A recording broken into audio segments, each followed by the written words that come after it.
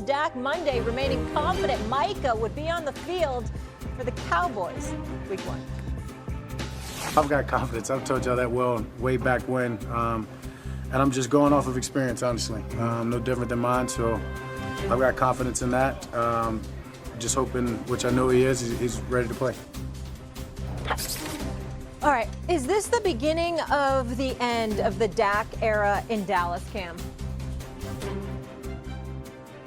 I think if I'm Dak Prescott, I'm looking at this situation in a very much different light because, number one, if you are willing to talk to teams for your superstars, what does that mean for me? All right? And there's not a team that has more leverage than the Dallas Cowboys with having these picks that they can use at their disposal to acquire different talent.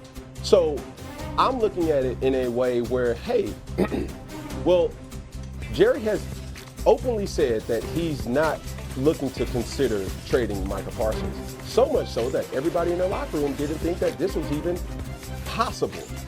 Well, now, what do you say to your superstars? What do you say to Dak Prescott more than anything? But what do you say to CD? What do you say to everybody else that, hey, everybody has value and everybody has a price. And if that price is not worth me, then I can get what that value is from somebody else. And that's what it means for Dak. Dan, what do you think it means for Dak? Is that era over? This is the beginning of the end for Dak Prescott, yes. Honestly, I feel bad for Dak Prescott in a way because of the circus that we have seen play out in front of us. Here's the reality numbers-wise. If I'm accurate, Dak Prescott's cap hit next year is at $75 million. In 2027, he's at $68 million, and then 28, 68. So while you sit there and go, them moving on from Micah Parsons is in many ways, football-wise, making your football team a lesser unit and therefore less competitive. But there's a financial reality of if they trade him, what would be the cap hit and how much can they get back in regards to Dak Prescott? There's a no-trade clause, I believe, still that he has to sign off for. So, because, and this is why, Cam, as much, when you say Dallas won the trade, the only way that Dallas truly wins this trade is if they use what they got to go start a new run, a real new run. And the only way that happens is a new young quarterback. Because the financial commitment that they have to Dak and CD is what it is. I'm not saying it's right or wrong. It is what it is. And so the only way to do that is to go get a new young cheap quarterback that is a superstar. And everyone's going to go Arch Manning. You ain't getting them at 30, where your pick is going to be, or at 28. And so it feels that way, football sense-wise, but there's a salary and numbers-wise that you just sit there and go, they are just in a very, very financially tough situation in the next 2 or 3 seasons. Go ahead, Cam. I'll let you go. I'll say something real quick. And it's funny. Yeah, it's funny how history repeats itself. We've seen this happen for both franchises. The Dallas Cowboys with the Herschel Walker trade, right? And then you have the Green Bay situation where they acquire a guy like Reggie White, right? I think when you say who really won, only time will tell realistically on both sides here. So when I'm looking at a Dallas situation, you can pretty much get a worst case scenario. You can get a new quarterback because what are you willing to offer? You can offer up to 4 draft picks to get a franchise quarterback with that situation, and that's why I will be fearful if I'm Dak Prescott, right? Because if you do not play well, then you're pretty much going to be disposable for anybody else to be acquired for Dallas. I just want to say to America, I think this conversation is very, very cute. I really, really do. It really, really is. It touches me. It really, really does. What Dak era? What era? Nah, don't be. What era? Did we just not, I'm sorry, Dan, did you just not sit on national television and say that Micah Parsons was the best player in the franchise? Oh, he was. Yeah, he's the best player, right? So he was there over the last 4 or 5 years, right? Last 4 years, he wasn't even the best player on the team. I know that he got the highest salary. You understand? I mean, do you know, Cam, that the first 4 years of Dak Prescott's career, the brother didn't miss a damn game and made close to $5 million. But since that time, he's missed nearly 40% of his games, and he's collected over $260 million. This is what we're talking about with Dak Prescott here. It takes, and you would know, sir, Cam, because you played in the Super Bowl, you know what I'm saying? Y'all had the #1 seed, right? Correct me if my math, because I want to make sure my math is math, all right? I just want to make sure I'm clear. Don't you have to win a divisional playoff game and a conference championship game to get to the Super Bowl? That's 2, right? Yes, sir. And if you're a wild card team, 8-3 yes, sir. before to get to the Super Bowl, right? This brother is entering his 10th year. He got a total of 2 playoff wins. Dak Prescott era? What era? It's the Jerry Jones era. Let me tell you why it's the Jerry Jones era right here, okay? And I know we got to get ready to go to break, but damn it to the producers, hold on. I got something to say.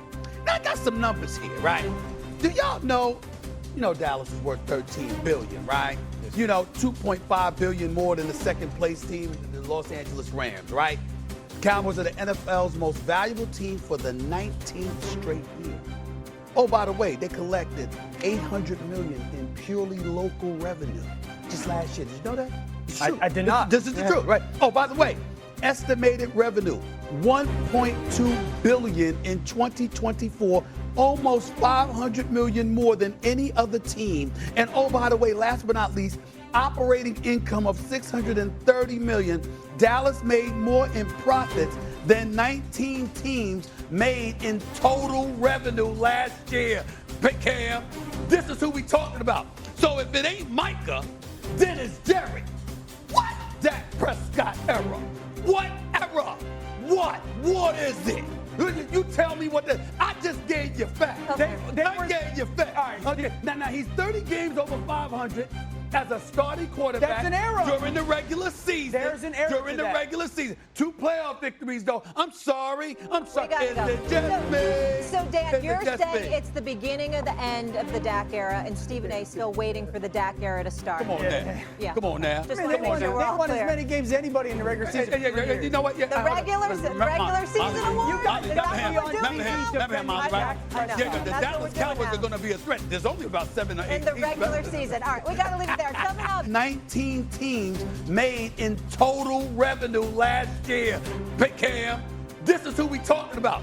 So if it ain't Micah, then it's Jerry. What? Dak Prescott era. What era? What is it? You tell me what I just gave you facts. Okay. I gave you facts. All right. Okay. Now he's 30 games over 500 as a starting quarterback. That's an error. During the regular season. There's an error During to the that. regular season. 2 playoff victories, though. I'm sorry. We gotta go. Is it just me? So, Dan, Is it you're just saying me? it's the beginning of the end of the Dak era, and Stephen A. still waiting for the Dak era to start. Come on now. Yeah. Come on now. Just They want to make won, sure they we're all won as clear. many games as anybody in the regular season. You know what? Yeah, The regular season award? You got it. Is that what we're doing now? I know. Yeah, the That's what Dallas we're doing Cowboys now. are going to be a threat. There's only about 7 or 8 In the teams regular left. season. All right, we got to leave it there. Coming up.